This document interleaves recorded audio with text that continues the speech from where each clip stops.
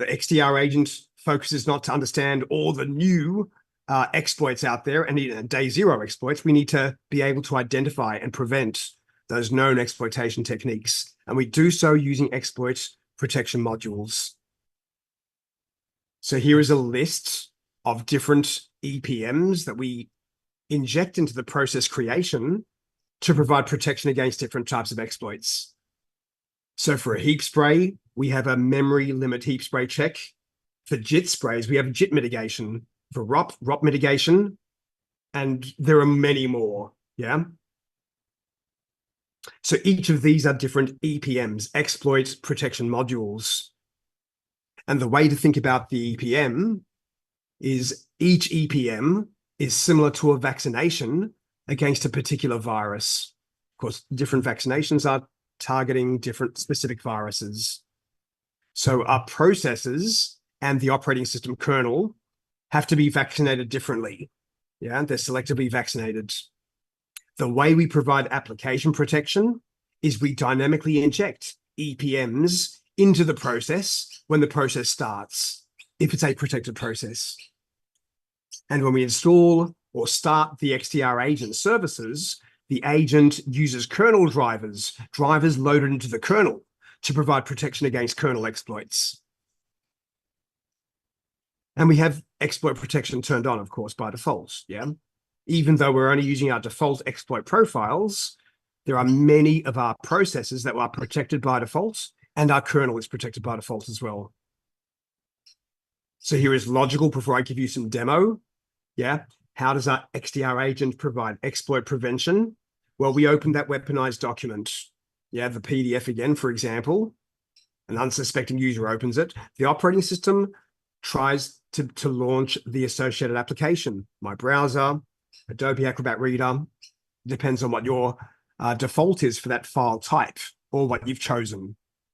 And if it's a protected process, that's when the Cortex XDR agent, EPMs, are injected into the process when the process starts. So we have the application threads as well as the Cortex XDR agent threads. One of the important things to understand about the agent exploit prevention is it doesn't add overhead to the application. If an exploitation technique is attempted, it falls into one of our traps. Yeah, it's caught by the appropriate EPM. So it doesn't add overhead. The process will be terminated. And again, the agent will dump the process memory, send the alert to Cortex XDR.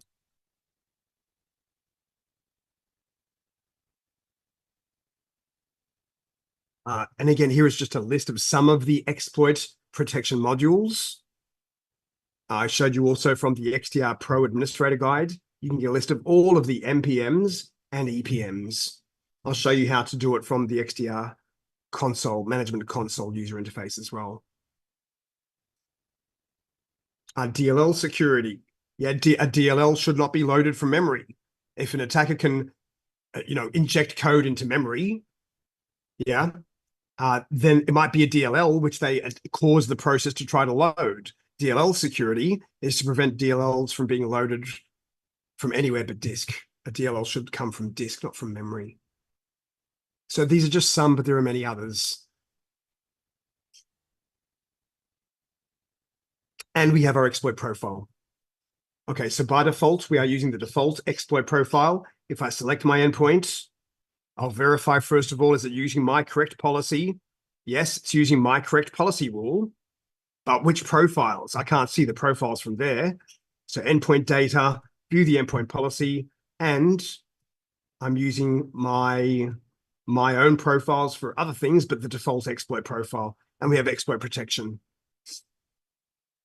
So what kind of settings do we have in an exploit profile?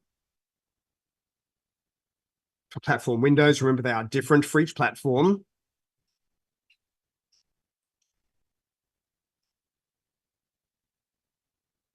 This is my exploit profile. So the first section we have is browser exploit protection. Do you want to protect browsers? They are subject to exploitation attempts from malicious web pages even. The user visits the wrong web page. And exploit kits embedded in a compromised website. Yeah, so by enabling it, we are protecting browsers. Which browsers do we protect? I'll show you in a second. That's in block mode. Yeah, we have logical exploit protection. Attackers use mechanisms within the operating system to execute malicious code. I will go through some examples in block mode again. There are many known vulnerable targeted processes, and we provide protection for them as well in block mode. Operating system exploit protection for our kernel protection in block mode. Yeah.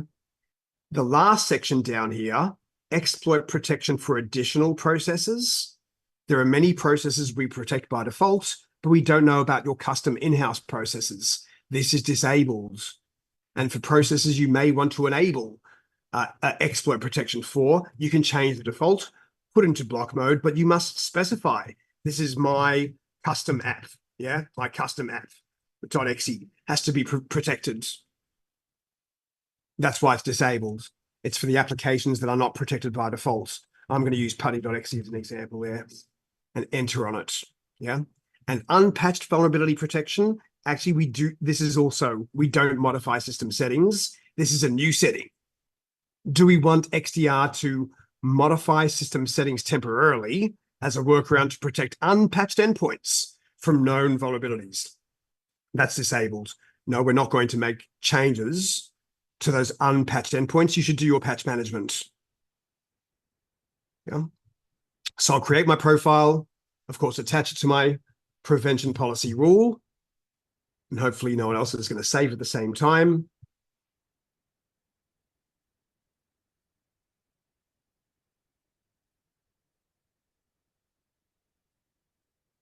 Almost finished.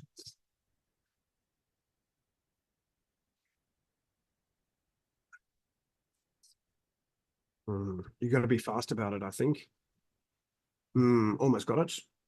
There it is. Okay. My set of profiles except the default exceptions profile, which has no exceptions. No protections are disabled. Make sure it's targeted correctly. Yes, it is. Look at the summary. All good. Done. And then reorder, then save. Okay, so I'll let that save. Let my agent performance check in, yeah? So I've just shown you, yeah, of course, you know how to find and how to create exploit profiles. Before we look at the settings in it, what can be vulnerable on our endpoint? So the operating system can be vulnerable for sure, yeah? The libraries and their loading mechanisms, the DLLs, well-known applications, they will be targeted by attackers. Browsers and our browsing protocols, especially clear text ones like HTTP. But yeah, browsers have many vulnerabilities as well. And custom applications that we've developed in-house or with third parties. So we have different sections in the exploit profile, and they each contain settings to prevent threats, software vulnerabilities, or flaws. We have the browser exploit protection section to protect against system flaws and browsers. Yeah, exploit kit fingerprinting. Yeah, installation of rootkits. Logical exploit protection. Things like DLL loading misuse. Known vulnerable process protection to protect against vulnerabilities in well-known applications, common applications. For example, illegal code execution or code injection. So how can I identify which of my processes are protected, by the way? I have to change my filter.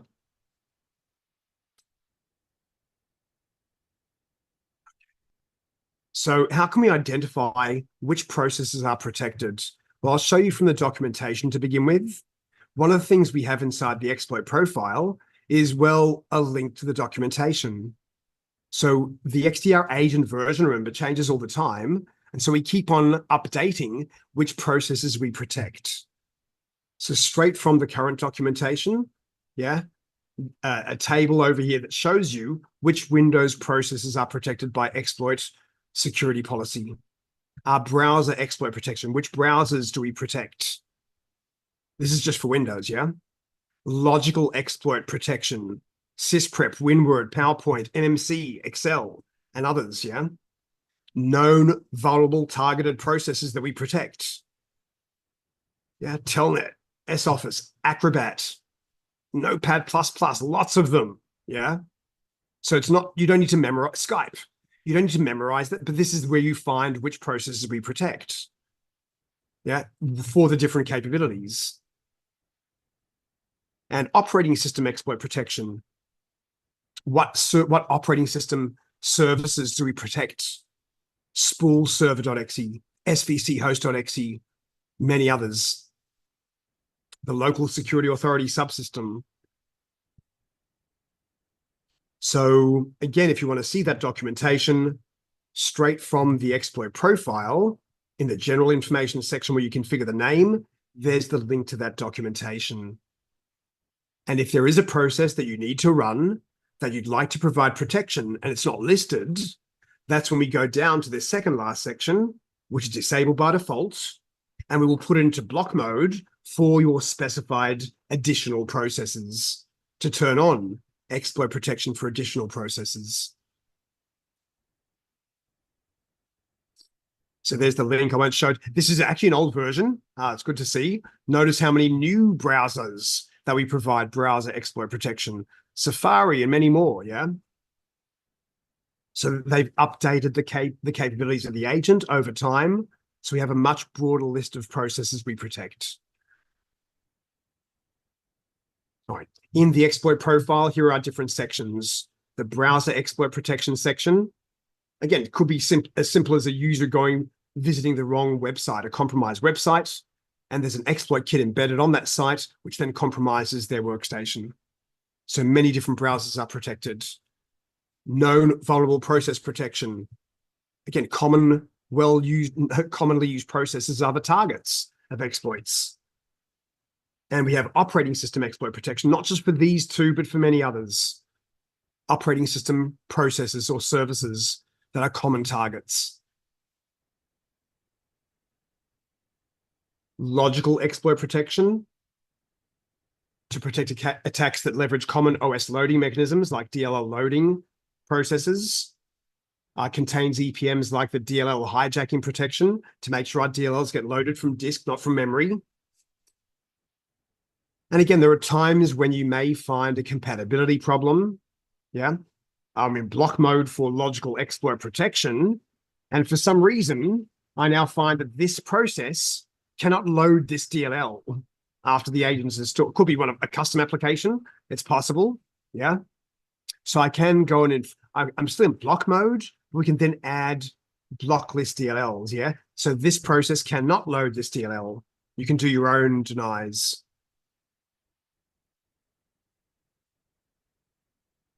If you needed to. Rare. The second last section in the exploit profile. Again, we don't know which additional processes you want to provide protection for. Your custom in-house applications. So that section is disabled by default. If you want to protect these processes, put into block mode, list the processes or the full path and file name.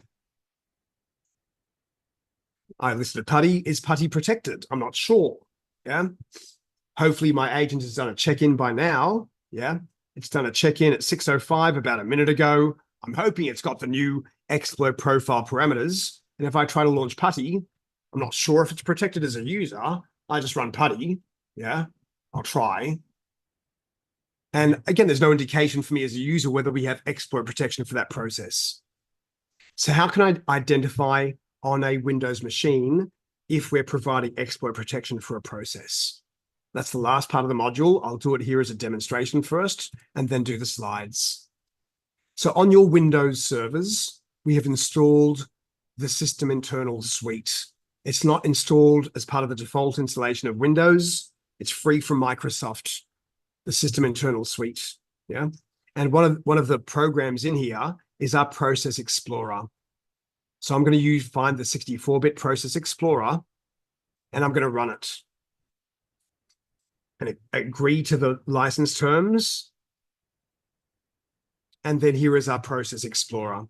So I can now see my process hierarchy, my idle process, CPU time, my VM's not doing much. Yeah, 2% utilized now. If my idle process is 98.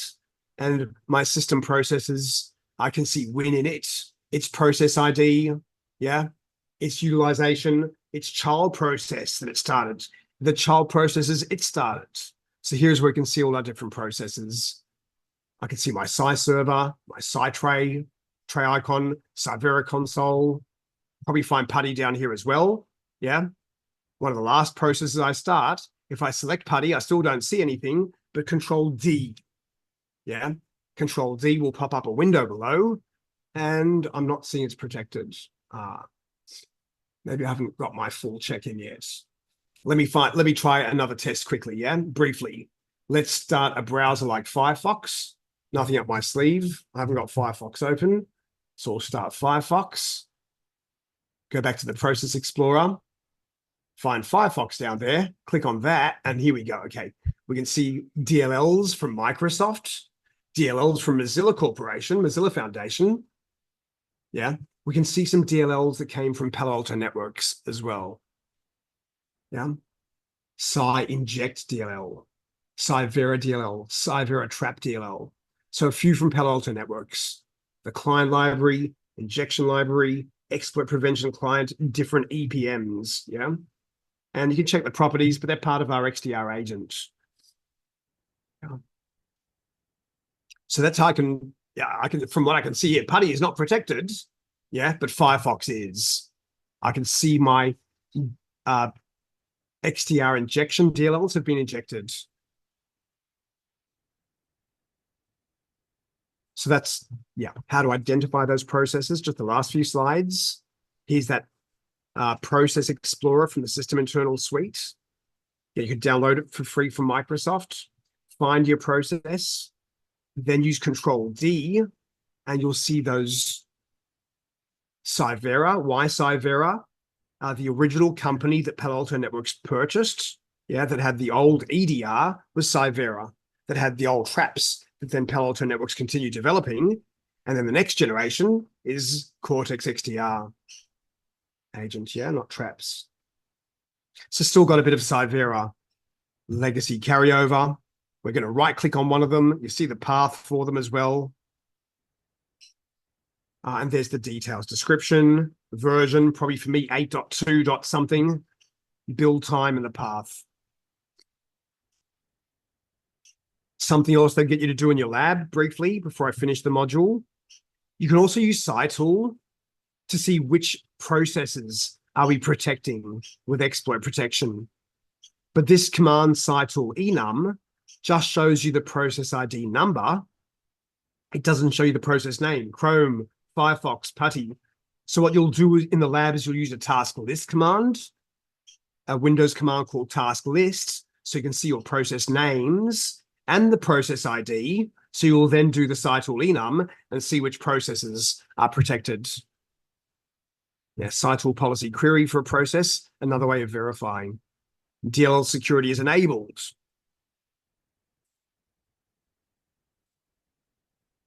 And the way we can verify whether our kernel drivers are installed that provide protection of the kernel. So there's two options. A quick check, SciTool runtime query. I'll come back to that in a second, but I think you've all done that before. But there's also a PowerShell command. This is in PowerShell. It's not a command prompt. It's not a normal Windows command, but a PowerShell command. The full command is in your course guide. And if you enter the full command in PowerShell, you'll see the different drivers. A kernel driver, cyverac.sys, which is running. We see a file system driver to observe the file system activities, opens, reads, deletes, renames, change attributes. We have another kernel driver, another file system driver, and you can see through SciTool runtime query where they're running. Again, you don't need to do this day to day, but that's how you can verify. We're turned on by default. And if for some reason we're going to look at exceptions in the last module today, we'll talk about how to configure exceptions in an exceptions profile or how to configure global exceptions for all of my agents. And if there was a compatibility problem, a crash problem after installing the agent, maybe sometimes a false positive case. If you want to disable the protection for a process, we can create a process exception. So I've listed my process, putty.exe, in an exceptions profile, and I'm telling my Cortex XDR agent, I want to disable this protection and disable this protection for this process. Yeah, we can disable all protections for a process. We can disable just EPMs. I want to disable all the EPMs. If I say disable injection, we're disabling all the EPMs and leaving all the NPMs turned on for that process. So you can be specific. Yeah, you can control for each process which EPMs or NPMs will be disabled. But I stress that is to disable protection to address a compatibility issue or a crash. The process doesn't run anymore after installing XDR agent. We've identified which protection is interfering with it, and we're stopping them. So again, we don't do that by default. All right, so there's our big exploit protection module. Hopefully now you understand the approach our XDR agent uses to zero-day application exploit protection, not to focus on new exploits, but it's the techniques that are used that we can match on and prevent for even a new exploit that uses those techniques. So you can describe some well-known techniques, EPMs to provide protection, how to work with our exploit profiles, how to identify protected processes. They're the two big modules for the day. The other ones are short. Yeah. So we've done very well. So what I'm going to ask you to do now is lab time. Your mission is to get to the end of activity 6.2. Whichever lab you're in now, continue, but please do try to get to the end of activity 6.2. When you're done, please let me know. I'm planning for probably about a 3 o'clock. It shouldn't even take you that long. It should take you about half an hour. But this time, remember on the first lab, we used Metasploit on the Linux server. We generated a malicious payload to deliver to the agent, the Windows server. And now you're going to do the same thing, but under protection of the agent. So great activity and 6.2 to work with exploit profiles. Let me know if you need help anywhere. Otherwise, I'll leave you to it. Yeah. So probably planning to start again. Yeah, we'll let me know when you're done. That's easier for me. Okay, thanks.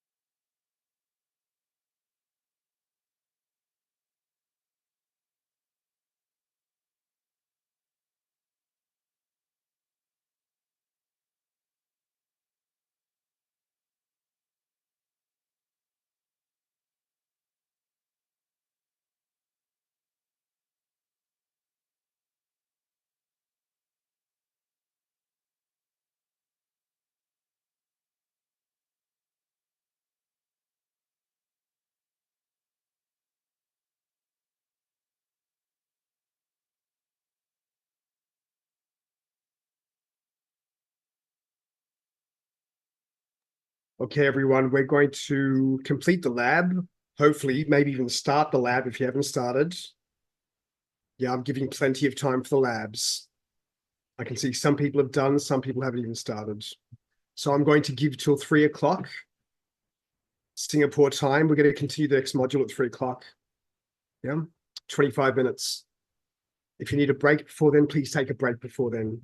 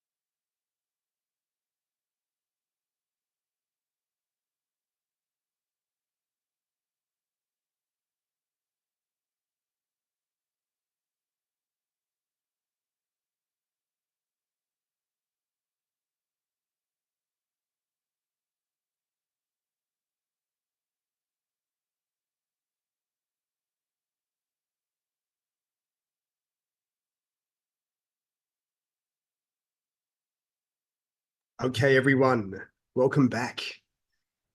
Any questions with the Exploit Protection Lab?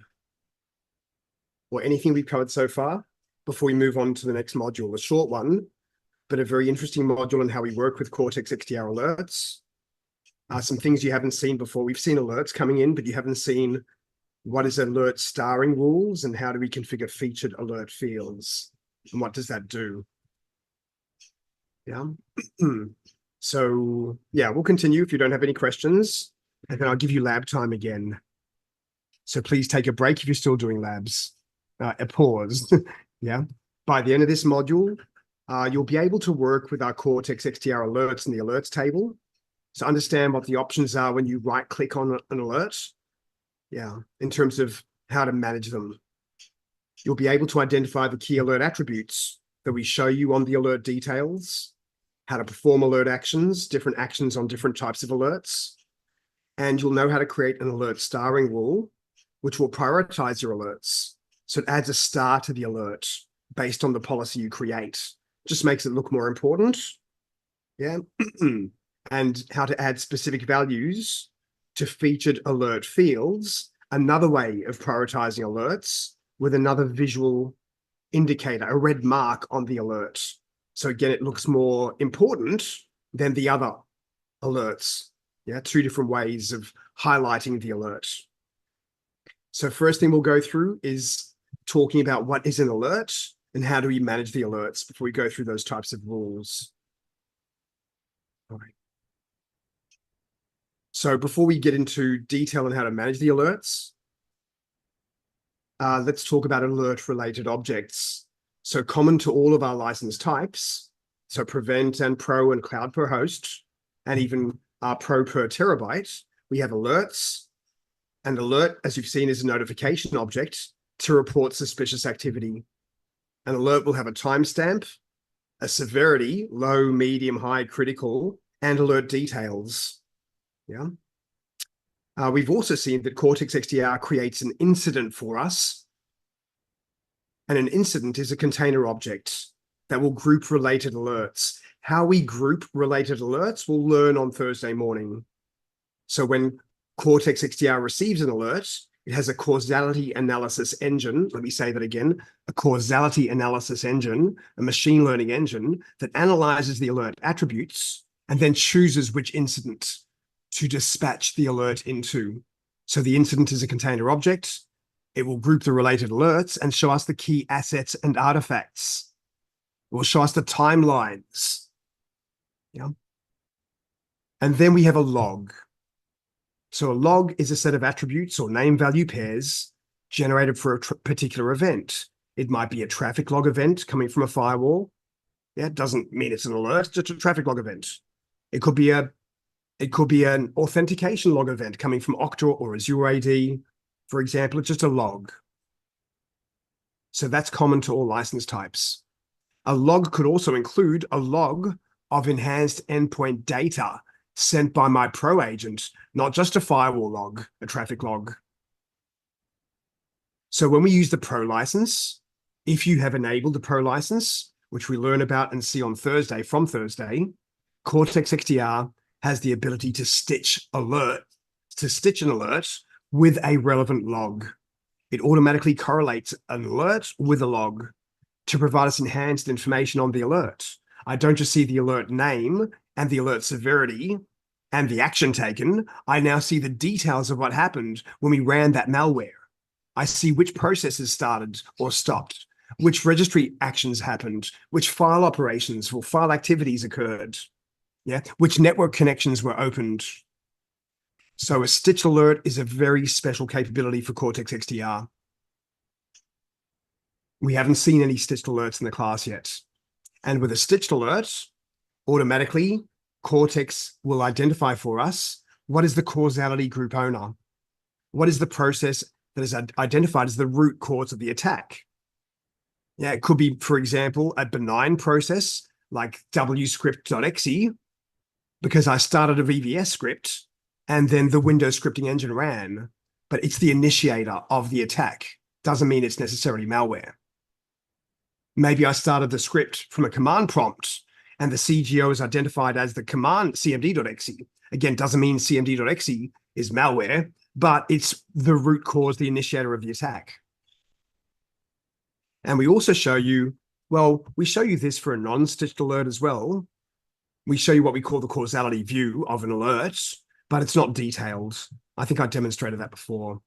When you find an alert, any alert, well, I shouldn't say any alert, but when we find an alert, that's my endpoint list. Here's a recent high severity alert from my host.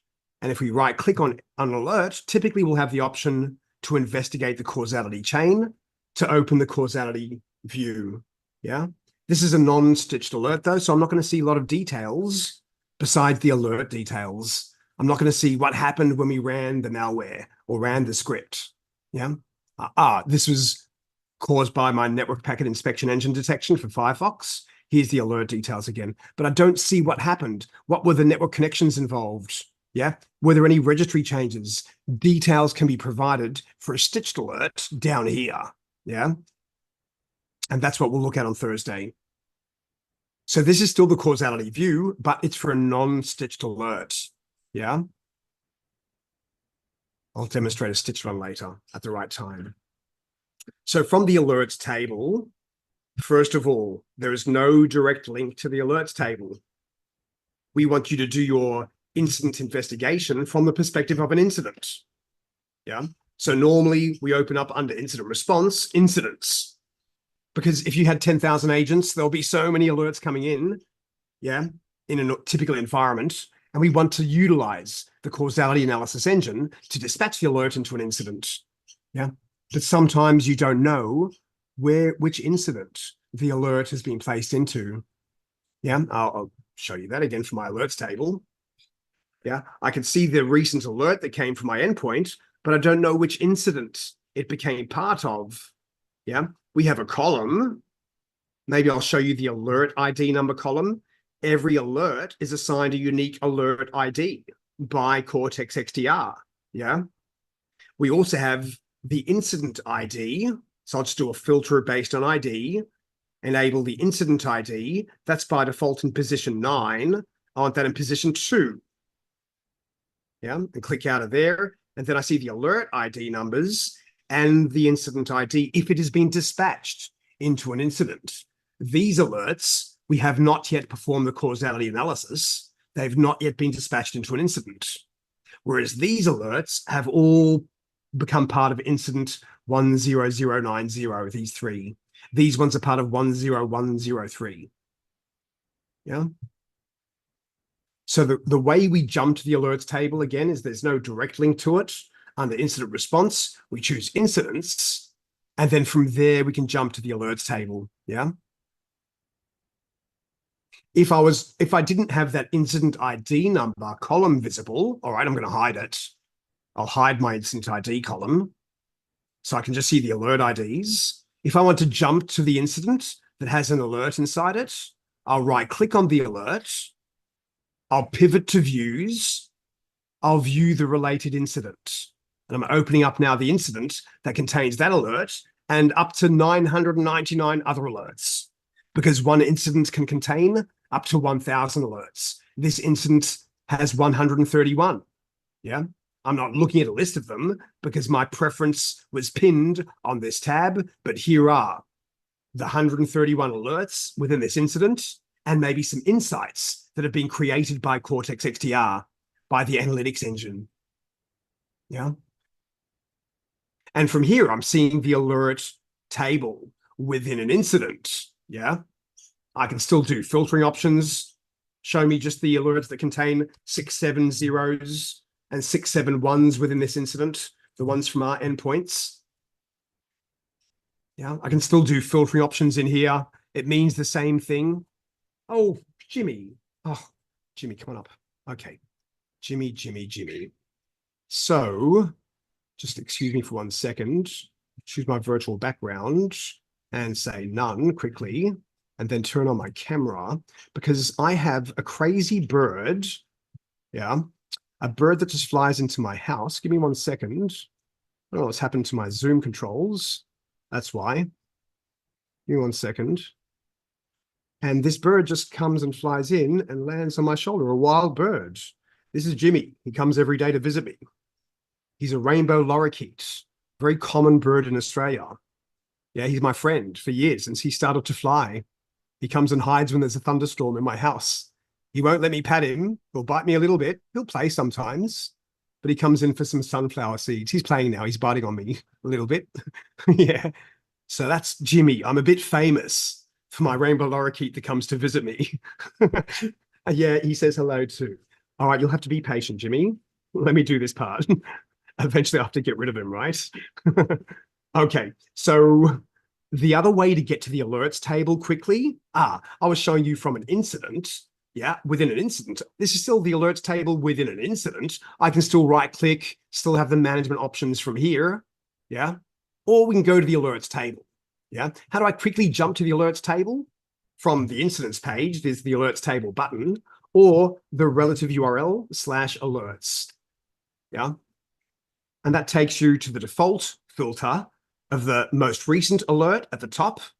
Yeah, but the alerts from the last 7 days only is our filter, right? Okay. Yeah. Yeah, pretty cool, Kate. What are the insights? Good question. So we go back to our incident, and within the alerts and insights tab, these are the alerts that have come from different sources, not just from XDR agent. We have many different sources of alerts in Cortex XDR. We're just seeing a lot of them coming from agents, yeah? But there are also insights. If you have the Host Insights add-on, we can provide additional insights, or Cortex XDR is providing insights. These are not alerts generated by the agent. These are some of them are, yeah, but most of these alerts are generated by Cortex XDR's analytics engine, BIOC rule matches, or XDR BIOC rules. And we'll learn about all of this. Other insights that have become part of the incident. So they're also alerts. They're just different alert types. Yeah, an alert not generated by the agent, but by XDR's analytics BIOC, a rule matched. Notepad was executed for the first time by this user. Yeah, administrator in the last 30 days. It's just an insight. Doesn't mean it's a problem. But if it was a rare program execution, you might need to know about it. That's not a problem for us, right? It's informational, in fact. And see the severity there is informational. All right. Okay. So we're seeing by default in the alerts table, alerts from the last 7 days. Catch up a little bit. If you click on alert, we see the side panel with the alert details. Now, most of these alert details we can show you in a column, yeah? You just need to scroll all the way across to see the appropriate column, yeah? And you can collapse the section and then expand the next section within.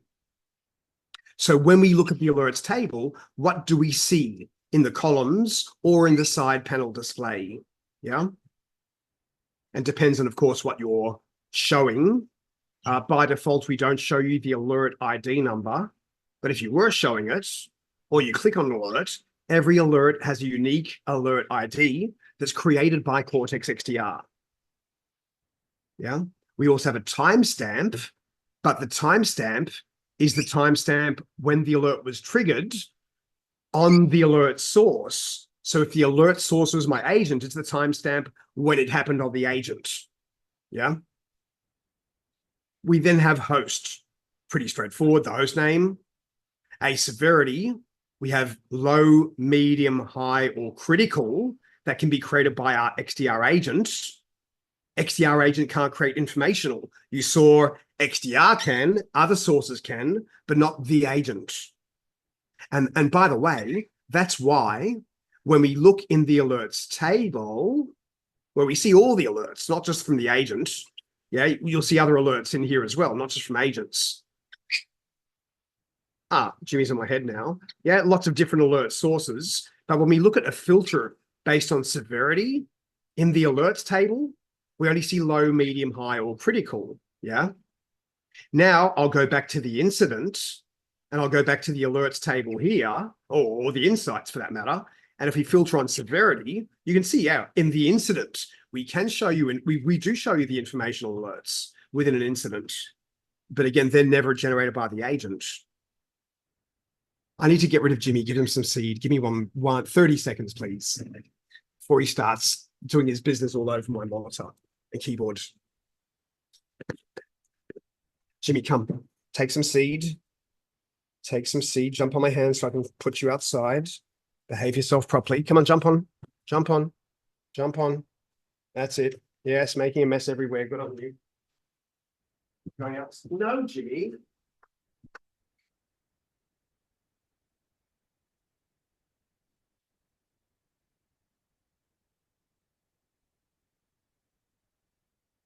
Okay, I'm back. Thank you for your patience. Yeah. So severity we talked about, yeah? We don't see informational from the alerts table, but we can see within an incident. We also have the alert source. There are many different alert sources, not just XDR agent. We saw XDR IOC, XDR BIOC, XDR Analytics BIOCs, an alert from Palo Alto Networks Next-Gen Firewall. So have a look at the filter icon on alert source, many different sources. This is an XDR. Yeah. The action, what was the action taken? Prevented, blocked, or detected, reported, or scanned and detected. Yeah. The category, malware, exploit, restrictions. The alert name for malware will correspond to a module name. Local analysis, behavioral threat, ransomware protection.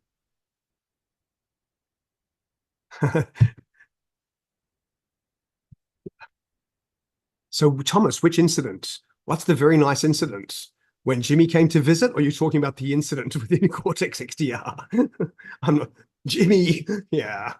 But, I haven't taken you through. We do the incident investigation and management. Thank you, Thomas. It's okay to have like a break from the, normal kind of getting through the class as well. Yeah.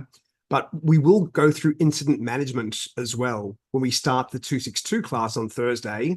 And one of the things that the causality analysis does for us, based on all the alerts we've received inside this incident, and we can view them, of course, we've analyzed what type of tactics, techniques, and procedures have been used. Yeah, TTP. We're showing you the MITRE ATT&CK tactics. 7 different tactics have been identified.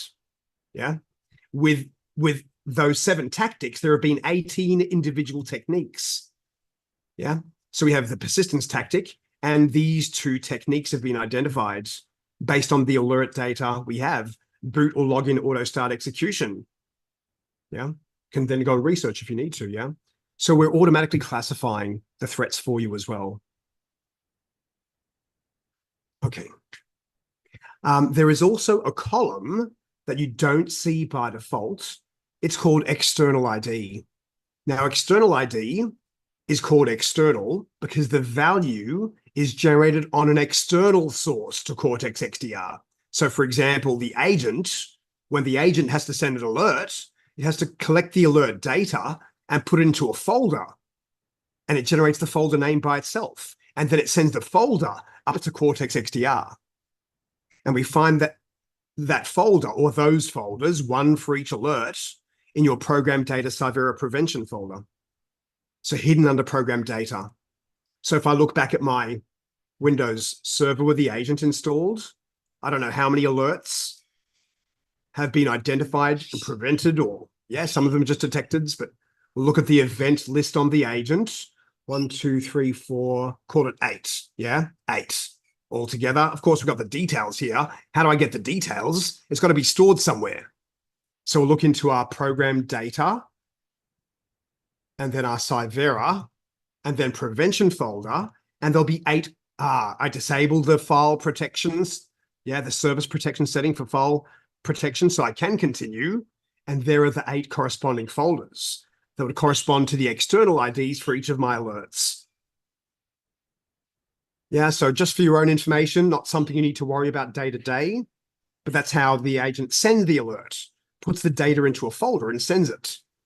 And Cortex XDR records that as the external ID.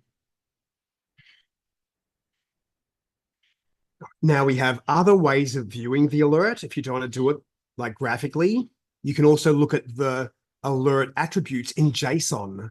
And this is the format in which the alert is stored in the Cortex data lake. So to see it in JSON, you select the alert and you do an Alt right click, and then you have additional option you don't see by default. Now you take an alert, we do an Alt right click, and then down the bottom we see debug alert. Copy the alert URL, send it by Teams to someone else if you want. Nice options, yeah? We're about to talk about how we can manage the alerts and how to change status and severity and things like that. But here's the debug alert we only get with Alt right click. Yeah. And there it is. Yeah. There's the alert data in JSON. Internal ID. That's the alert ID number. Severity, medium severity. Yeah. Matching status, which MITRE ATT&CK tactics and techniques. So if you like to see it in JSON or you need to copy it in JSON format, you can. Yeah, each alert. Get Alt right click to see that option. All right, so when we right click on an alert, you've seen there are many options. When a new alert is received by Cortex XDR, it is new. Yeah, and if you are investigating the alert as the analyst or the SOC operator, it should be updated to under investigation and then resolved. You can also override the default severity of the alert. You can increase or decrease the severity. And there's one severity missing, critical. Yeah, it's an old slide. You can use the option to investigate the causality chain to open up that causality view I showed you. Open the card in a new tab or the same tab. The timeline options are only available for a stitched alert when we have the Pro license enabled. That's only for the stitched alerts for Pro endpoints. I showed you also we can pivot to views from the alert, go and view the related incident, or view full endpoint details that generated the alert, or other observed behaviors, yeah? And what we're about to talk about a bit in this module and the next is the options for manage alert. Yeah. And if you choose to move an alert from an incident into another, a single or multiple, you can control that as well. Yeah. We can also create alert exceptions and exclude alerts. Or if this was a malware determination, I showed you this one before, and you want to allow the process to run on all of your endpoints, we could add the initiator SHA-256 to the allow list. So many different right-click options, yeah? Now, one of the issues with our alerts is they all look, how do we rank them by default? If I revert my filter, which alerts look more important than others? How do we choose straight away? Is it based on host name, based on the username? No, it'll be based on severity, right? Straight away, we identify high severity is more important than medium severity alerts. Yeah. Even more important would be critical. Just show me my criticals and highs. Maybe there'll be less to display. No, it's still going to be full of highs now, but maybe I'll have some criticals in here as well. Yeah. And we color code your alert severity level as well. Just show me criticals. Yeah, let's change that. Just show me some criticals in the last 7 days. No criticals. Good. Okay, I'm happy, right? But the way we choose as users, analysts, which are the more important alerts is by looking at the alert severity. Yeah. But what if I have a whole bunch of high severity alerts? Yeah. I don't know which one is more important than the other unless I recognize, one of my apps, my SQL server name versus a workstation name, something like that. So what we have the ability to do is to create alert starring rules. Let me demonstrate.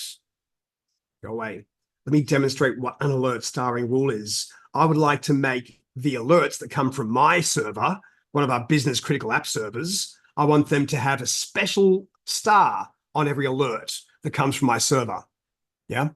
And you can choose what type of logic to use. We add alert starring rules. There are none by default. It's up to you. I'll create my own alert starring rule called, what are we this week? 7618. Yeah. And I'll give it a rule name. Yeah. And then the way we create the rule logic is by using the filtering criteria. So if I'd like to do a rule that if the host name is equal to or contains 7618, I'll put that into the filter. It'll show me if there are any matching alerts that have already matched that criteria. My endpoint name. 67. I told you I'm do so many different. Let's edit. Sorry, 67. Thanks for your help. Let's try that again. My host name contains 6718. Yeah. Okay. It'll then show me not just 24th. There are 7 matching alerts so far. If I'd like to add more conditions into the rule that will add a star to new alerts, yeah, I can do that. I can say, all right, if the severity is high, let's add alerts into the configuration if the severity is high. So this is just a rule, yeah? Any new alerts, if the host name contains this and the severity is high, yeah, I would like to put a star, and you can add more criteria, yeah? You can add many more criteria if you want with your ands, yeah? A lot. You can do it by the filtering conditions I've shown you, yeah? Maybe category of malware, high severity, and the category of malware. That's my alert starring rule, yeah? I'm going to create the rule. This action will include all future alerts that comply to this policy. Yep, perfect. So the starring configuration's added successfully. I go back to my server. I'll run that malicious VBS script again from our malware directory to generate a high severity alert. And now we'll see the difference on the alert in the alerts table. All right, I should have 2 alerts. Yeah, 2 different prevention pop-ups. 2 different rules were matched by the BTP module. I showed that to you before. Go back to the alerts table. And this time when I refresh, you'll straight away see there's something special about my new alerts. Something special. On the alert name. Yeah, it's a starred alert. They are both starred alerts because they both match my starring configuration. So it does nothing else besides make the alert look special. I can see this looks more important than these behavioral threat alerts. Maybe this is from, again, the VMs in the data center, the servers in my data center. So I'm adding a starring configuration to highlight their alerts. And by the way, I'll mention this again on Thursday. If the incident contains starred alerts, it's possible this incident contains many starred alerts. Show me my filter. Let's make it easy. And do a filter based on starred equals yes. Starred equals yes. Does this incident contain any starred alerts? Let's see. It does. You can see the stars on the alert names. Yeah. If the incident contains starred alerts, we star the incident. And now all my different high severity incidents, this one has a star. The other high severity incident may not have a star. It's just a visual trigger. It may be more important. Yeah. So that's all a starring rule does. It stars the alerts so that the incident that contains those alerts also get it. You know what? I want to change that. I'm going to unclick it. I'm going to click it. I've unstarred the incident. I can't unstar the alert, but I can unstar the incident and then star it again manually. So just to make it highlight, stand out more, yeah? And while I'm here doing a demonstration, another way of making alert look special, another way is we can also, where we were before in the incident configuration, under the incident response section, this is, yeah? But this is incident configuration. We also have featured fields.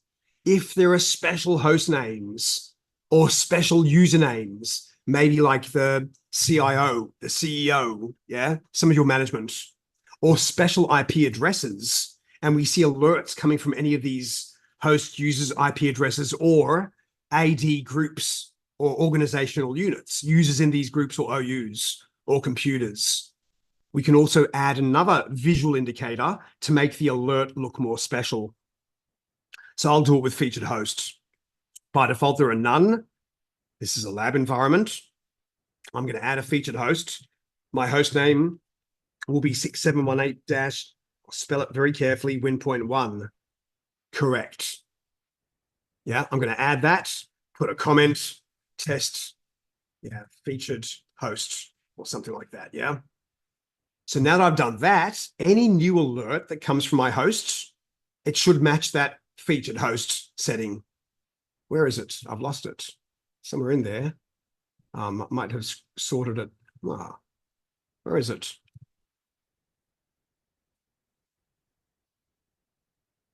What happened to it? Okay, I did. I just added it, right? Just confirming, right? So now let's generate one more alert. Let's do something different. Attempt to run an executable from a restricted location. Yeah. I'm going to run my putty. I'm not sure if that's blocked. Maybe I'm in, maybe I'm just in report mode. I'll check because I didn't see, we did. No, we didn't. That was the old pop-up, right? So did I send an alert? I'm not sure. If my restrictions profile setting was to notify the user, we would notify the user and send the alert to Cortex XDR. But if it's report, we only send the alert to XDR. So let me go and refresh the alerts table. Maybe I have that set to report mode. And there you go. Yeah, there's the two alerts that came from me. Low severity, detected, reported. Yeah, we didn't notify the user. We're in report mode. To notify the user also, we need to use notify. And then if we look across here, it didn't match my starring configuration. It's not a high severity alert. That's malware, but it did match my featured fields configuration. So these two alerts have now got a little red mark. Yeah, that's all the featured field does. It adds a red mark. So it again looks different. Yeah, it doesn't do anything beyond that, just to visually highlight it, to make it look more important. Yeah. Now, when our kids here in Australia, when they go to school and there's a sports competition or something, and there are 10 kids in a running race, what's happened over the years is it's not just the first 3 kids that we give the prize to. Yeah, we give a prize to all the 10 kids, so no one's a loser. Right. So the reason I say that, don't overdo it. Don't have too many starring rules to match all your alerts on. If every alert has a star, it doesn't make these ones look special. Don't use too many featured fields. They should be reserved for the special host names, the special users, the special IP addresses. Because if everyone's a star, no one's a star. Yeah, that's the way I think of those running races at school. Yeah, sometimes swimming, carnival, they do the same thing. Give all 10 kids a prize, not just for a second and third. Okay, I think you've got the point. So I won't overdo it. And let's review that by the slides now and then give you time for the lab and a break. Yeah. So alert starring rules is a way for us to highlight an alert by putting a star next to it to highlight and prioritize the alert. If we have a starred alert, the incident also automatically gets starred. We configure this starring rules under incident response, incident configuration, start alerts. There are 0 starring configuration rules in a new Cortex XDR, 0. It's up to you to add them. So here, and if you want to see your alerts, the start alerts, it'll be the star next to the alert name. And as I showed you, there's also a column that you can include to just show me all the start alerts. We'll do a filter if start equals yes, and then we'll only see the start alerts. So a quick way of seeing just them. How do you add an alert starring configuration? Hit the button to create a new starring configuration.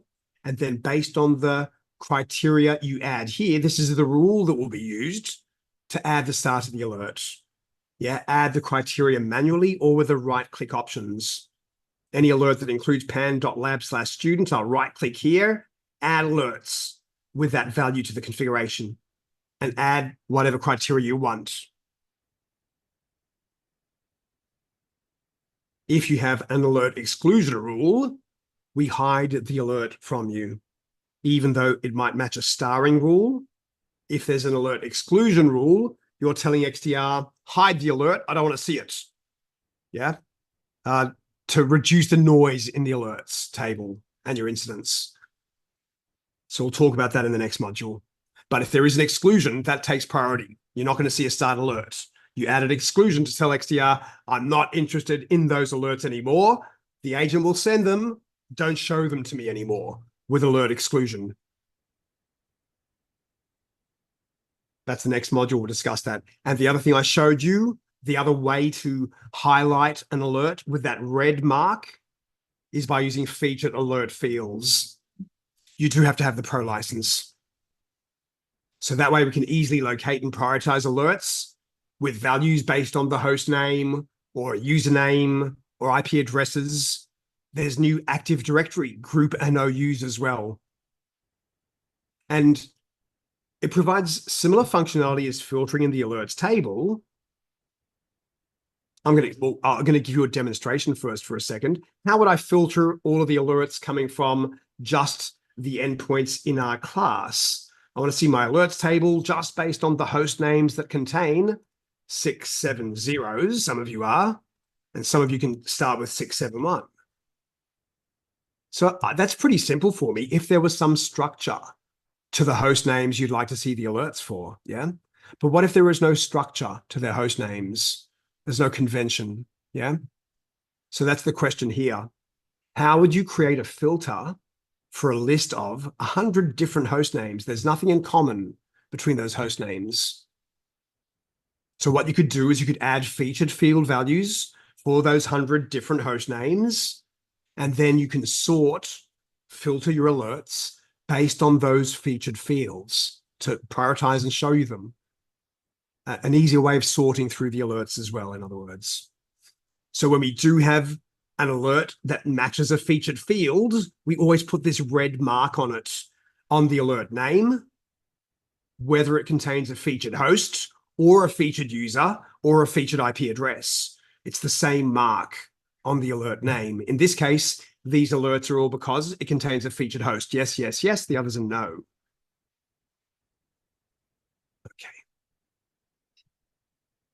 So the way we add a featured field in the same area, under our incident response, we find incident configuration at the bottom of its options. This is where we did the starring alerts configuration a second ago. We will learn about scoring rules on Thursday morning. We'll talk about alert exclusions this afternoon. We will get everywhere, yeah? But this is how we add those featured fields by host, user IP, or Active Directory, OU, or group membership. Add it. In this case, make sure you have the exact host name. Yeah, or you can use wildcards. Yeah.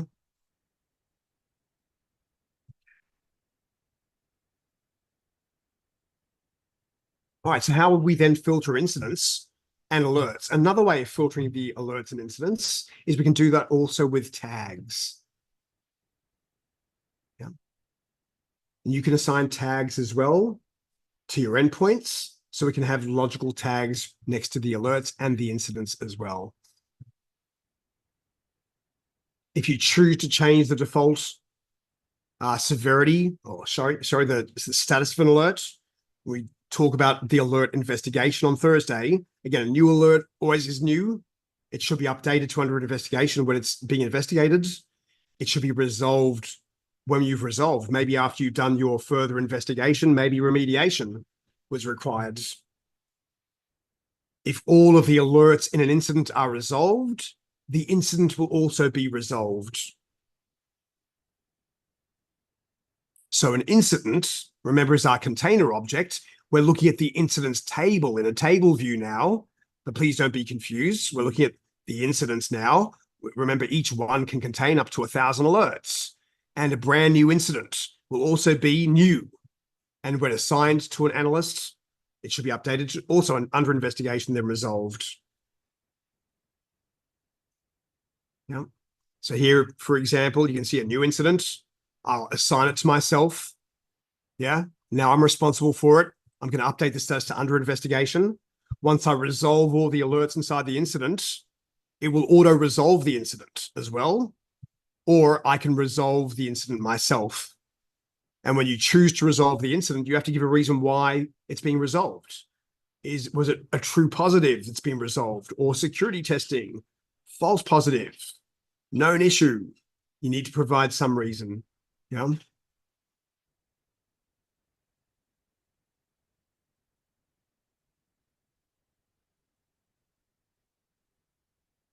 And give a good comment.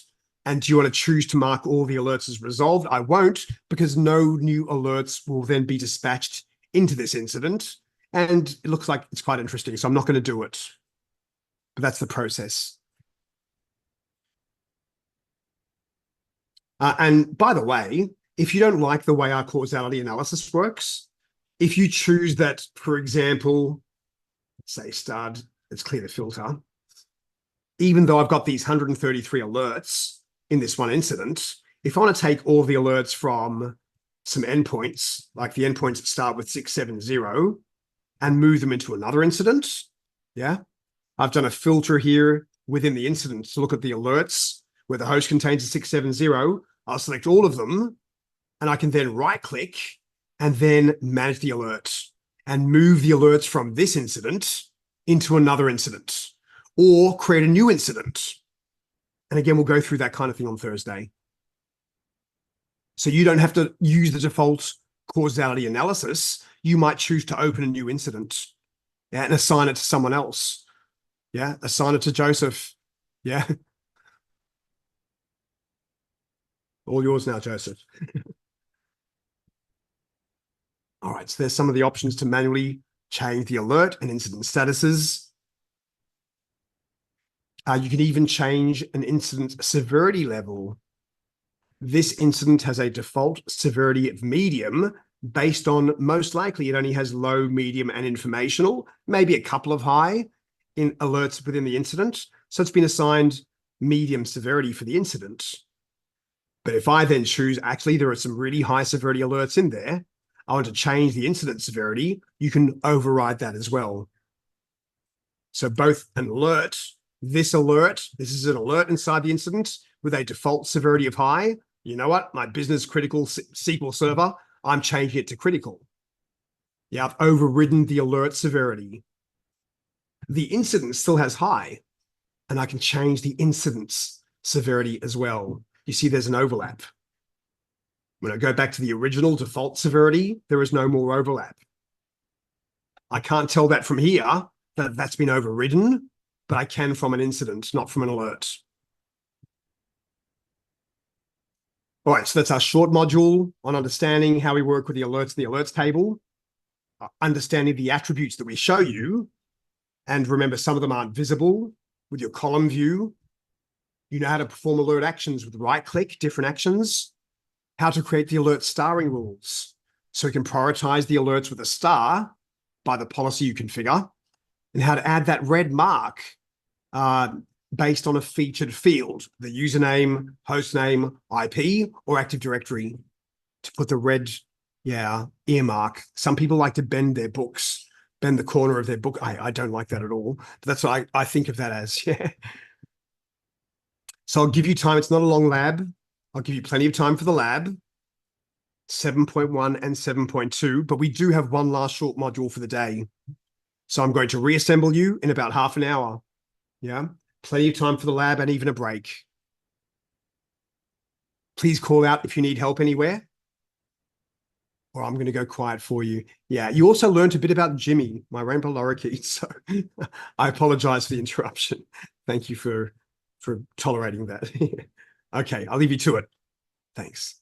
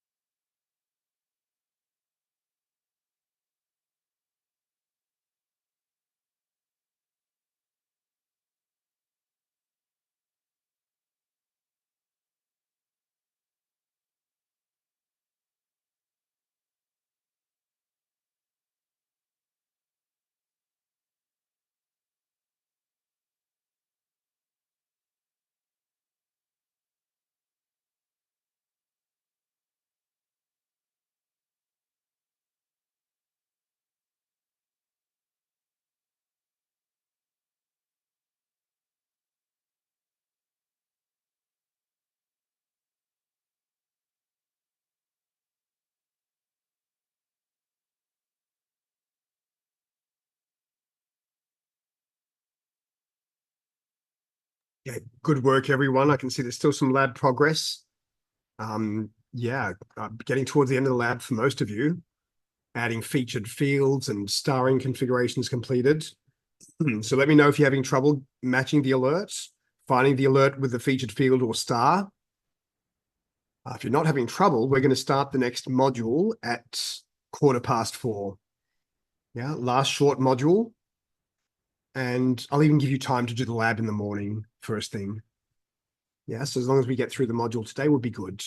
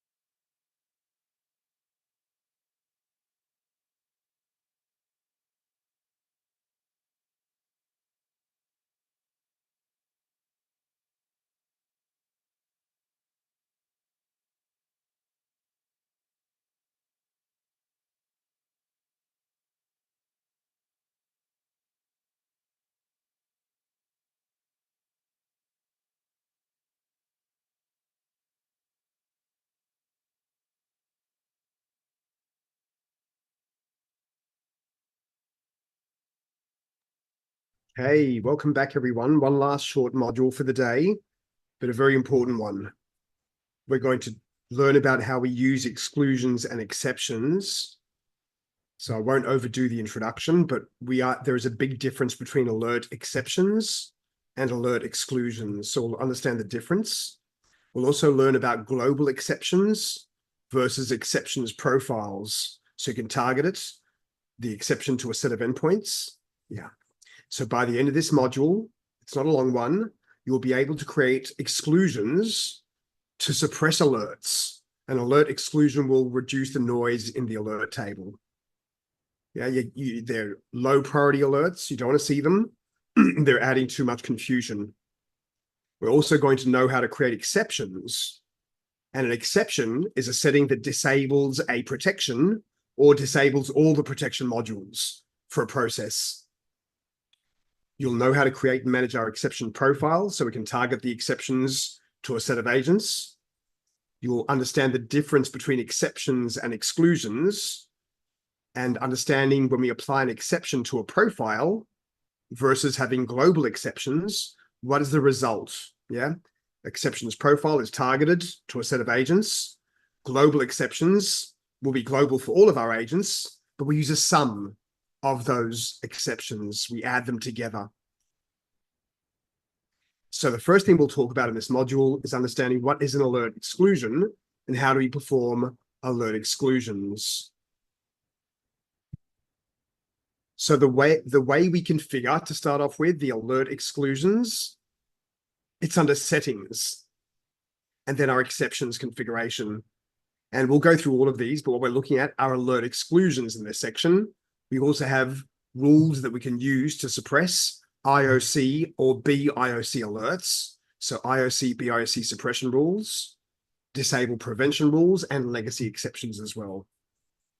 That's the part of the user interface to configure alert exclusions, or one of the ways we can add an alert exclusion. So what is an alert exclusion? Yeah. When you go into the alert exclusions, well, there's a couple of different ways for you to exclude alerts. So what is alert exclusion? When you add an alert exclusion rule, it's a rule that will suppress the alerts from Cortex XDR. So the alert will still be received by XDR, but we will not show it to you in the alerts table. It will not become part of an incident. So based on the rule criteria that you add, any matching data on a new alert, even on existing alerts, you can add the alert exclusion to, is no longer considered an alert. And again, we don't show it to you anymore. The agent still sends the alert. The common use case is to reduce noise. We use exclusion to reduce confusion is the memory trigger I'm going to use to reduce the noise caused by unwanted alerts. There are two ways to create an alert exclusion. You can create a rule, exclusion rule, or you can do it from the right-click action on an alert. If you do it from the right-click on alert, yeah, any matching alert is going to then be excluded. Any new matching alert is then going to be hidden. It's still in our Cortex data lake. You can still query for it with SQL, but again, we don't show it to you. So the two ways are, you can create a new alert exclusion rule.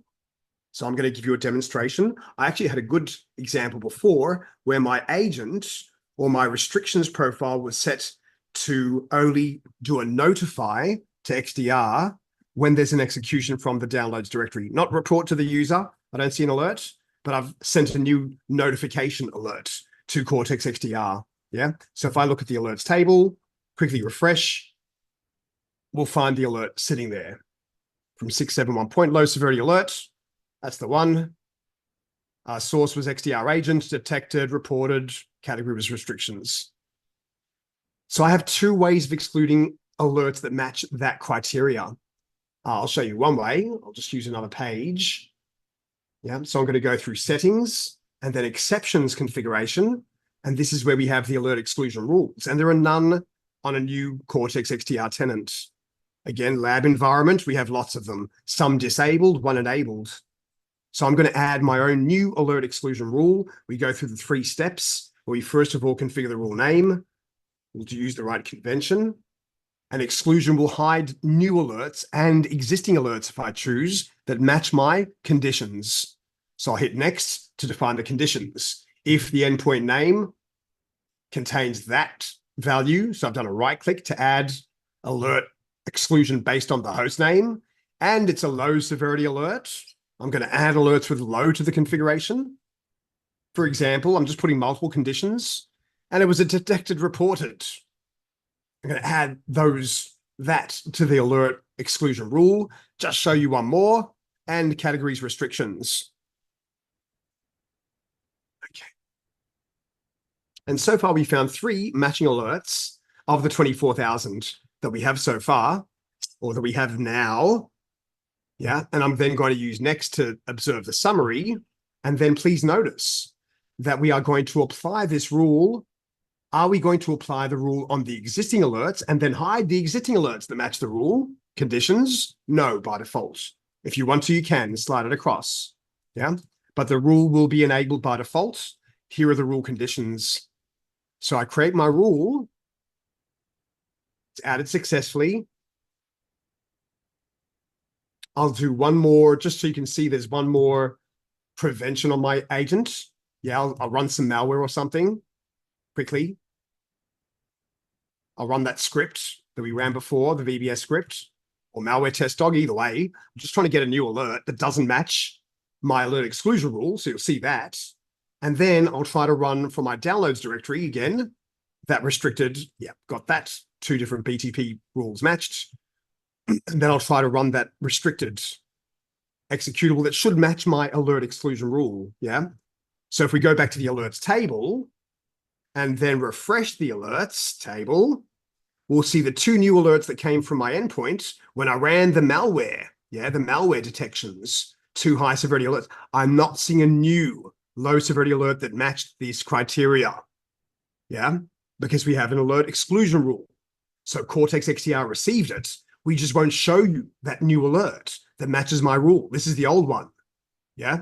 Remember, I ran PuTTY again from downloads after the malware execution.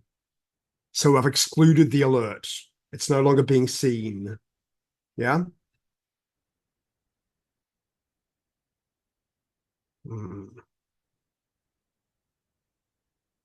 I've lost my tab. There's my alert exclusion rule. I'll disable the alert exclusion rule. So I'm not going to exclude new alerts that match that rule anymore, yeah? Again, if I tried to then rerun, if I restarted putty.exe, my personal PuTTY from downloads, there should now be a new alert in the alerts table. It no longer matches an enabled alert exclusion rule. And there it is, yeah? Okay, now another way we can configure alert exclusion is with our right click on the alert. Yeah, sorry, there's too much noise. I'm the analyst. This is a low severity alert. It's just a detected reporter from the restrictions category. Yeah, I would like to manage the alert and exclude the alert this way. Now, this doesn't add an alert exclusion rule like I showed you the first time. If I use that option, alert exclusion action is in progress. Yeah. If I refresh the alerts table, you'll see something different about that old alert that came from me that I just excluded this way with right click. You'll see it's now excluded. So any new matching alerts that match this alert, these alert attributes, yeah, is going to now be excluded. You're not going to see them, yeah? So it's 2 ways of doing it. Either by adding the alert exclusion rule, which I showed you, or by using the right click on an alert. And we'll talk about the difference in a second. So here's the alert exclusion rule.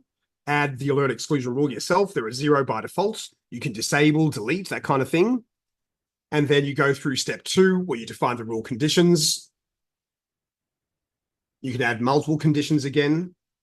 And based on the rule conditions, we're choosing which existing or new alerts will be now excluded. So by default, we don't apply the rule on existing alerts that match the rule conditions, only on the new alerts. It's enabled by default.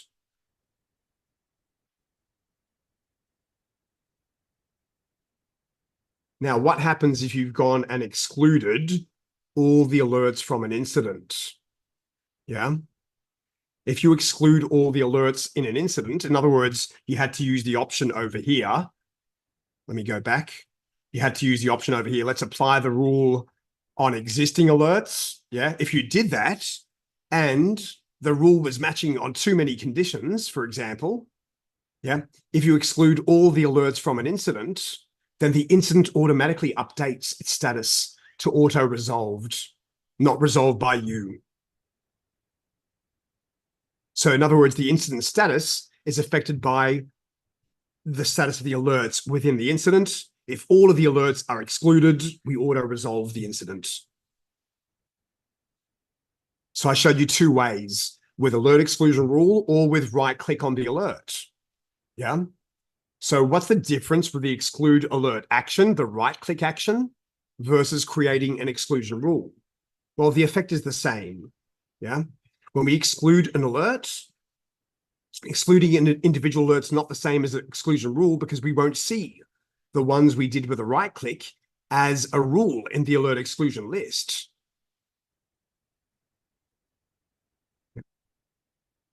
So the effect is the same.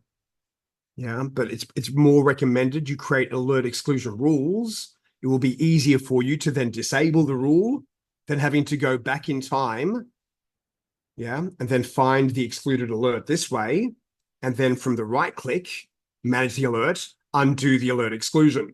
You'd have to find this alert first to undo the exclusion this way, yeah. It may not be the first alert in my alerts table. Whereas when I have the alert exclusion rules, we see the rules and can match. That's why we're not seeing alerts coming through from 1237 WinPoint if the alert was initiated by Firefox.exe. Yeah, I can see that. That's the logic that we're using. So that's the recommendation, yeah? Okay, so that's the idea of alert exclusions. The agent will still send the alert, but the matching data is no longer shown to you as an alert in the alerts table. So now we're going to talk about exceptions, which is very different, and exception profiles. And the words are very close in English, yeah? Exclusion and exception. So we're going to try to reinforce the concepts a few different ways. Yeah, some memory triggers. We've talked about exclusions, and an exclusion silences the alert. The agent still sends, we just don't show it to you. An exception is a setting that disables a protection. I'm having an incompatibility problem after installing the agent, even my server's crashing, or there's a process that no longer starts properly. We keep on getting a prevention alert pop up. We've identified which protection is interfering with the process. Yeah. So with an exception, we can disable protection, all protections, or some protections for a process. So it's very important to remember that an exception is very different from an exclusion. Exclusion silences the alert. An exception disables the protection on the agent. It disables the protection on the agent. So also, my agent won't be sending an alert based on activity because we're not trying to match on it. If we created an exception, disable that behavioral threat protection module for a process. The agent's not providing the protection, so can't generate the alert. Yeah. So an alert exclusion is not the same as alert exception. And we'll talk about the difference when we get there. Okay, so one of the ways we can create exceptions, in general, the recommendation by Palo Alto Networks is don't disable our protections unless you need to, yeah, to address that incompatibility or crash issue, yeah? So if you do, you can create an exceptions profile. I'll show you the profile first, and then we'll go through some of the sections. You know what I'm like. I like to give a few demonstrations.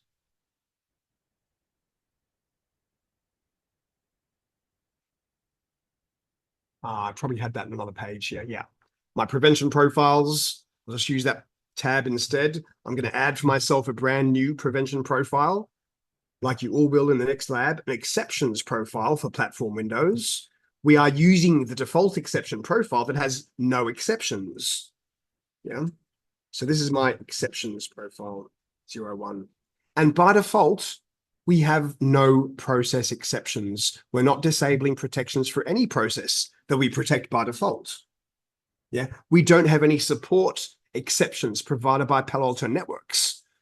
In some support scenarios, Palo Alto's tech will create a JSON to address a specific problem for a customer and create a support exception. And we can then browse through it or drag and drop. I'll show you that as well. In fact, I have one here. You're going to use it in the lab. I'll send it to you in the chat as well. So you don't even need to log on to the VM to get it. I'll be nice to you. Give me 1 second. I'm just going to go up one folder. Why don't you let me go up? I'll find it eventually.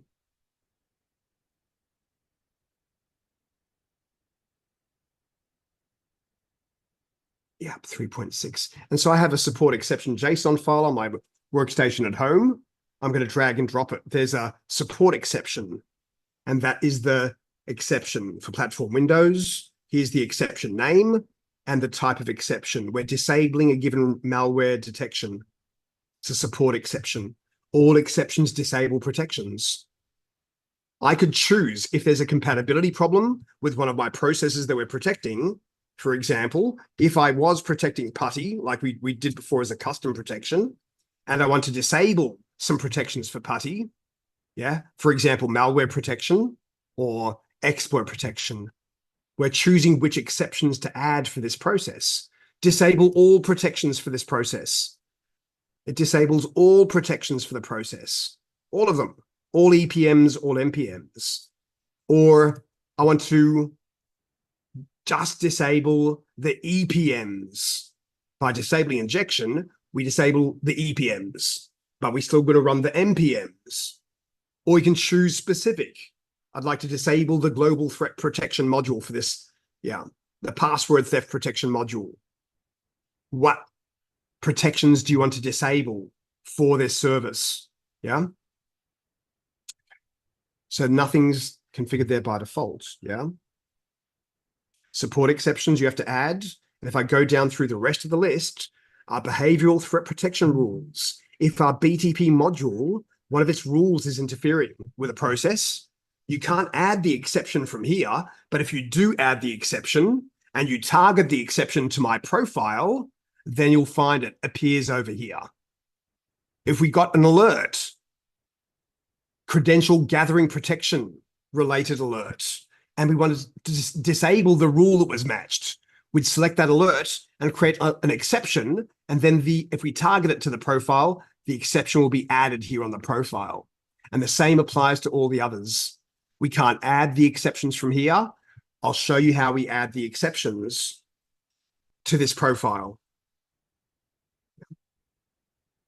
Yeah, again, you can't add them manually, the others. One of the network packet inspection engine rules is interfering with a process. Again, we could take the alert, and from the alert, with a right-click action, we could add an exception and target it to this profile, or add the exception globally. We get the choice. So I'll create my exceptions profile, and of course, attach that to a Windows policy rule so that my endpoint no longer uses the default. You know how to do that, but I'll just show you the last part, of course. And still let you go at 5. It's not a long module. So now I'm going to attach my exceptions profile. Before we're using the defaults with no exceptions. That's its actual name. Yeah, now I want my 6718. And so by today, we should have the full set of profiles applied to your policy rule. Verify the targeting, don't need to change it. Check the summary, looks good to me. Done, and not quite done until we optionally reorder. Yep, I'll move mine up a bit, not that I need to. Yeah, and then save. Next check-in, my agent gets the update. So this is an exceptions profile, yeah? You, of course, must configure the profile name. You must, of course, attach it to the appropriate policy rule so that exceptions are targeted against the agents that you've specified. All right, so you've seen that part, yeah, how to associate to a policy rule. And then here are the different sections in the exception profile. What can be an exception? Again, we can add manually process exceptions to disable protection modules on a process, or all the protections for a process if you had to. Import support exceptions, a JSON provided by Palo Alto Network Support to address the customer problem. We've seen our BTP module, some rules matching, heuristic B Verloc simulation. If that rule is interfering with a process, I can add a BTP rule exception to my profile to disable that rule. Yeah. What is an exception? It's disabling that protection. We're disabling that rule or disabling that credential gathering protection rule. Yeah. We'll talk about automated dump analysis. Yeah. We can also disable specific network packet inspection rules. We can remove an untrusted signer from the block list. We try to run an executable that's identified on the untrusted signer list. We can add a digital signer exception. All right, so these you don't add manually. We'll show you how to add them to the exceptions profile or to add them as a global exception. So we have process exceptions that you can add manually. You add your process name. You choose which protections to disable for that process. Select all, disables all EPMs and NPMs. Disable injection just disables only all the EPMs. Or you can be specific about which EPMs, which NPMs you need to disable. It will be based on the prevention alert, yeah? Which rule is matching, which module is preventing the process from working properly. We have the second section you can also manage within the exceptions profile or globally. Maybe we need to do this globally for all of the users, for all the agents, yeah? So we drag and drop or browse the JSON file provided by Palo Alto Networks to address a particular customer issue for temporary changes to their environment. And as I mentioned, all the others, there's no user interface to add the exception to the profile or to add them globally, yeah? Because the other thing we can do with our exceptions, besides configuring the exception on a profile like I showed you, yeah, we can also configure global exceptions. And the global exceptions are global for all of my agents. The process exceptions, the support JSON, and all of the other types of exceptions. We can target whether the exception will be applied globally, that's where we'll find it, or whether we're going to apply the exception to a profile. Right, so if I, for example, found, again, I'll try to run some malware. Just kept that open. I'll find my script, which should trigger two different BTP rules, two different behavioral threat protection rules. There they are. Two different rules were matched by the behavioral threat protection module. Yeah, one of the rules that was matched is called heuristic B Verloc simulation. Maybe I want to disable that rule just for my agent or for all agents. And the other rule that was matched, a different rule by the same module, heuristic B stage malware activity 12. So if I find the alerts in the alert table now, those new alerts, yeah, those two new alerts, one of them matches on, that's not the rule I wanted to exclude. Yeah, wrong rule that we matched on. So let me find the first one, this one. Yeah, that's the one I'd like to exclude, disable it on just my agent. Yeah, on just my agent or the agents using my exceptions profile. So I'll right click on the alert. I'll manage the alert. I'll create an alert exception. Yeah. When I create the alert exception, I get to choose. Yeah, here's the platform windows, the generating alert. Here's the rule you want to disable. We will disable this rule on the agents. All of your agents globally, or just the agents using these profiles, these exceptions profiles, just the agents using my profile. Yeah. Global can be the scope, or profile can be the scope. So I put it just on my exceptions profile. I'll now find that just on my exceptions profile, not as a global exception.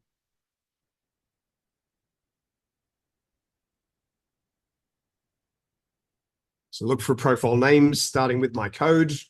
I'll include all of them. and we'll find my exceptions profile, you can see there's one process exception, one support exception, and one BTP rule exception has been added.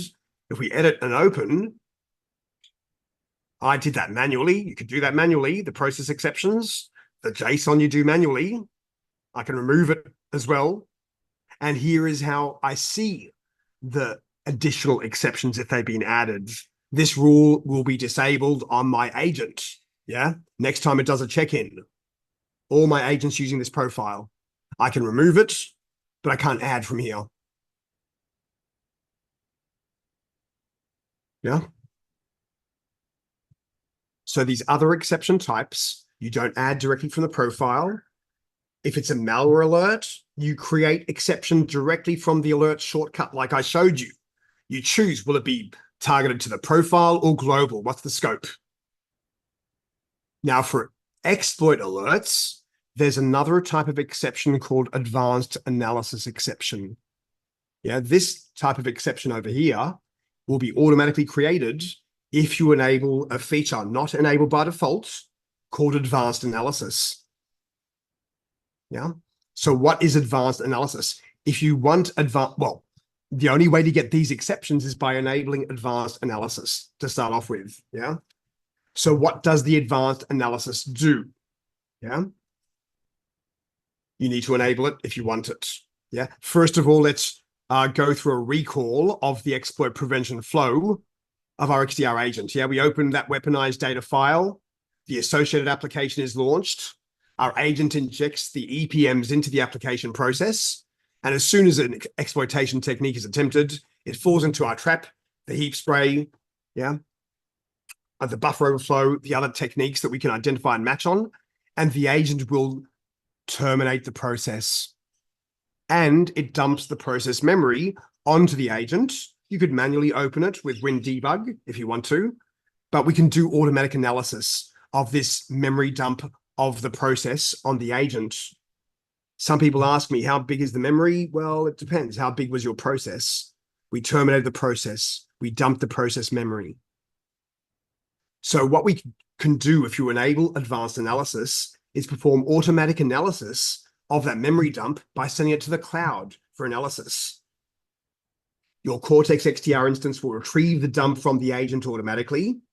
XDR then uploads the dump to a cloud-based dump analysis service that then performs analysis of the memory dump. You don't need to do it yourself. And then it collects verdicts. XDR will collect the verdict from the analysis service. And there are 3 verdicts that can come back. The memory dump analysis is malware, or it's benign, or it's inconclusive. And if the memory dump analysis is benign, then we create the advanced analysis exception automatically to disable that EPM that caused the process to terminate. We automatically disable the EPM by creating an advanced analysis exception. Yeah, so we'd get that exception listed here. And how do you enable advanced analysis if you want it? That's not turned on by default. So there are 2 areas where you need to enable advanced analysis if you want it, in 2 different scopes. Under settings, configurations, general, and then agent configuration, advanced analysis is disabled by default.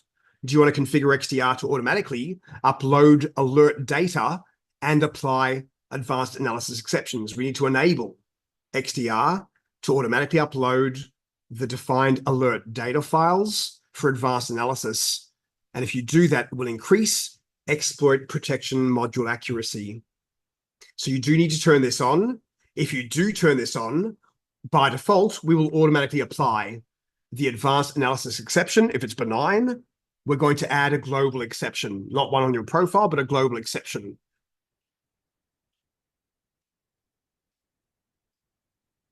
So that's the first area. Globally, you need to enable it. And then in the agent settings profile, there is an alerts data section. If you enable the advanced analysis, the alert dump file collection options, and by default, we use the full alert data file size. You don't need to change that to medium or small. This is what they meant to highlight. This is what needs to be enabled down the bottom here. We do not automatically upload the alert data dump file. That's disabled. So if you want to enable the automatic upload, you must turn this on in the agent settings profile used by the agent and turn it on globally for the instance.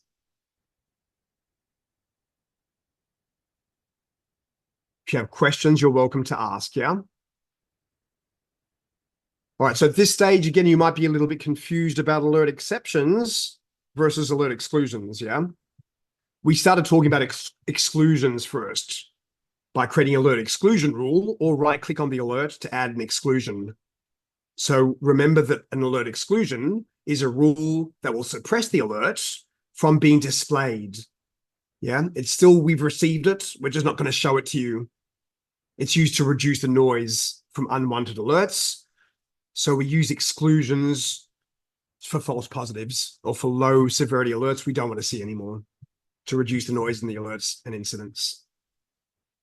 Recall that alert exception, when we use the option to create an exception from an alert, we're saying let's disable a protection because there's an alert that's prevented a process from running properly. So I'm trying to disable a protection with an exception. So we use exceptions to fine-tune your security settings. If there's an application conflict, a compatibility problem, crash once we install the agent or a new version of the agent. Yeah, and we've identified are causing compatibility problems, we would add an exception, which you can add from the alert itself. So alert exclusion is not the same as an alert exception. The effect is the same, though. I won't see an alert if it was excluded or accepted. I won't see the alert in Cortex XDR. But the reason why I don't see these alerts is there was nothing to alert. We disabled a protection on the agent. Yeah, and so it can't send an alert. There was nothing to alert. Whereas with an alert exclusion, the agent is still using the protection. We're just hiding the alerts from the alerts list for you. All right, so alert exceptions, just to summarize and finish off, I've shown you a bit of this. There is a BTP rule that is causing a compatibility problem, causing my process to fail startup. Yeah, and so I can right-click on the alert. Yeah, it's a behavioral threat. When I manage alert and create alert exception, this will again let me choose the scope. Is it global or a profile to disable that specific rule? Yeah, remember I disabled a rule. I created an exception for a rule. Yeah, and before when I ran my malware, I got 2 different alerts because this rule was still active on my agent. I've now created alert exclusion targeted on my exceptions profile. So if I try to run the same script, there should only be one prevention pop-up. One of those rules will no longer match. Only one prevention pop-up. Yeah. The other rule was not excluded. Yeah. I disabled only one rule on my agent. It's not performing that protection, not looking at that behavioral threat anymore. Yeah. So create alert exception. You can't, by the way, create exceptions for wildfire malware. We can't tell the agent disable wildfire like that. So it doesn't let you do it. All right, so if you saw, for example, a malware alert and the alert name was a digital signer restriction, an executable was not on the allowed signer list.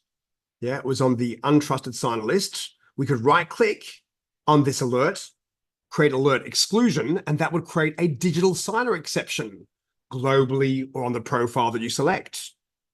If you right-click a behavioral threat alert, remember there's a specific rule that was matched, and we create the alert exception. Again, we choose global or the profile. We're going to be disabling this rule.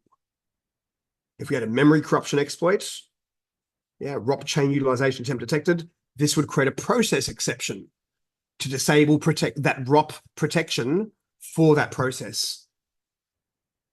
Right-click, manage alert, and choose exclude. Choose create alert exception. I got confused myself. The words are so similar. So when you have added BTP rule exceptions, you see them listed on the profile or globally.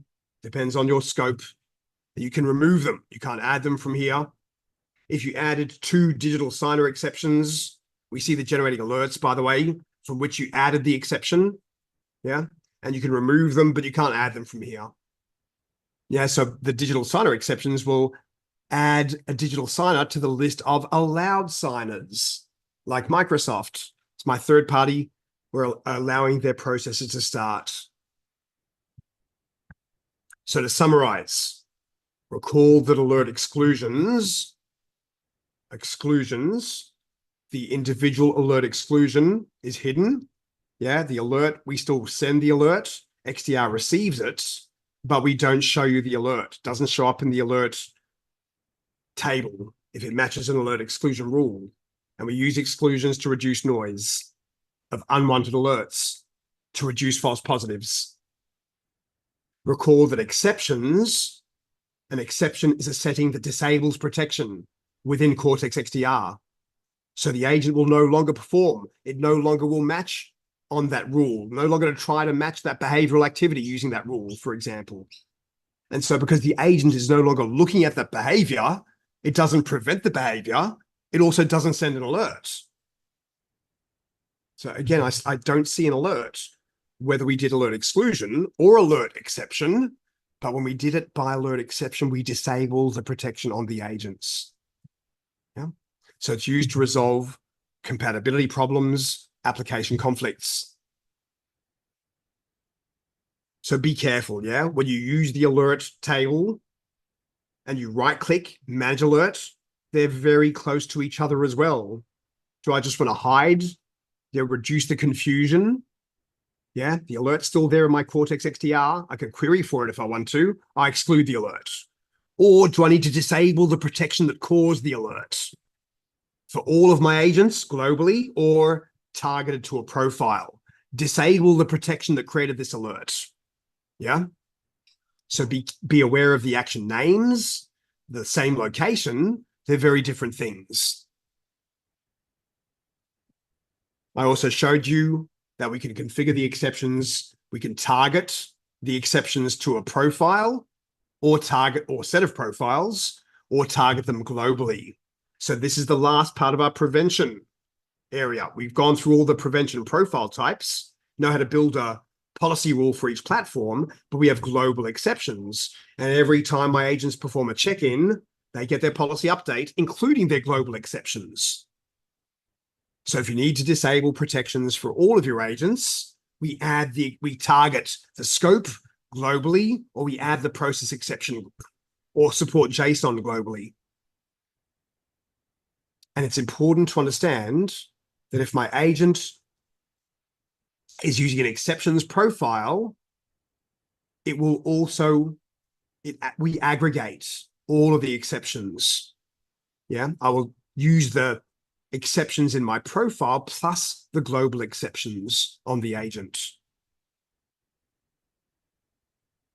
All right, so here's the global exceptions again. Drag and drop a support JSON if you needed to.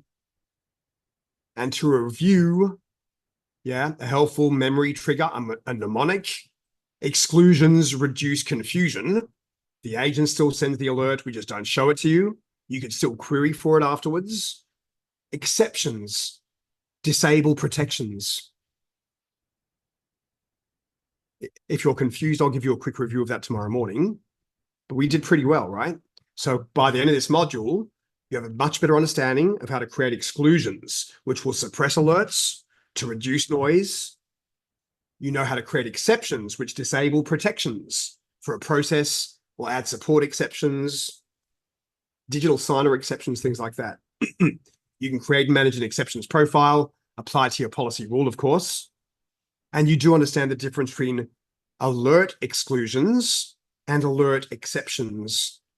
Yeah, when we configure an exception from an alert, we're saying disable that rule that caused the alert on just that profile, the exceptions profile, or globally for all my agents.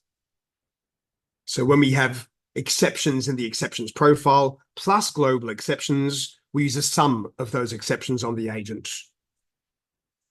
I hope that gives you a better understanding than before. I know it's late, the last part of the day, But the good news is I will not make you do the lab now.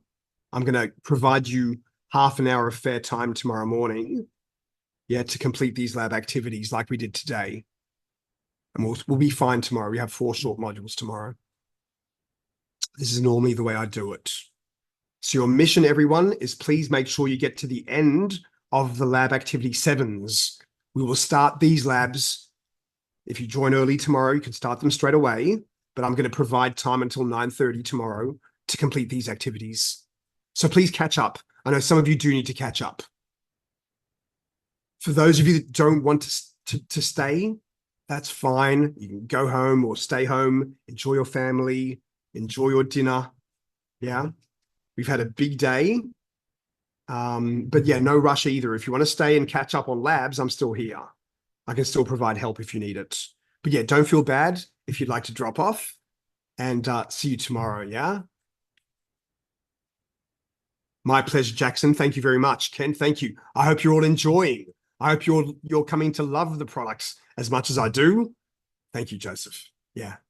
Tom, thank you very much. Very, very kind. Okay. So see you tomorrow and have a good night. Yeah. First thing, join on time. Yeah. My pleasure. Thank you, Thomas. Thank you, Joseph. Okay. Great. Thank you, Jackson. Very glad to hear that. You can write that in your evaluation tomorrow afternoon. All right. I'll see you all tomorrow. I'll keep the session open until the last person leaves in case anyone needs help. But again, don't feel bad if you're leaving. Bye. Thank you, Jack. Thank you, Sammy.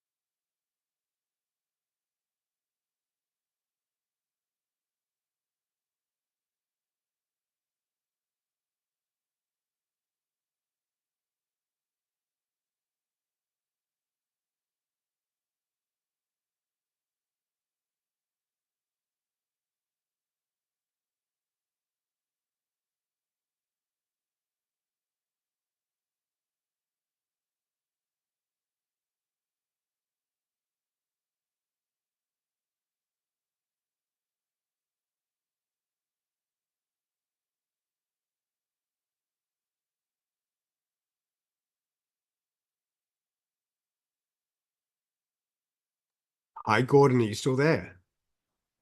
Gordon, I'm not sharing my screen. What would you like me to share? The class is finished for the day. What would you like me to share and show you? Yeah, so maybe you were on a call or in a meeting or something, but yeah, the class is finished. If you would like some help to catch up on the labs, yeah, I'm recommending please complete all labs until end of 7.2 by 9 a.m. tomorrow. If you need help, I'm here. Yeah, but the class is finished for the day.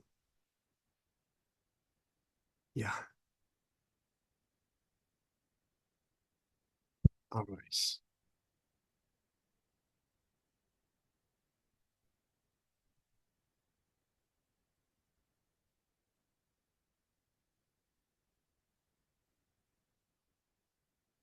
You got it. Okay, you heard me. Okay, good. I was just typing another message. If you do need me, I'm here, right? Right? I'm still joined to the session. Okay. Soon I'm gonna go and have dinner. It's dinner time. It's 8 o'clock in Sydney, right? Not 5 o'clock in Singapore. What's the time in Hong Kong, Taiwan? Same as Singapore?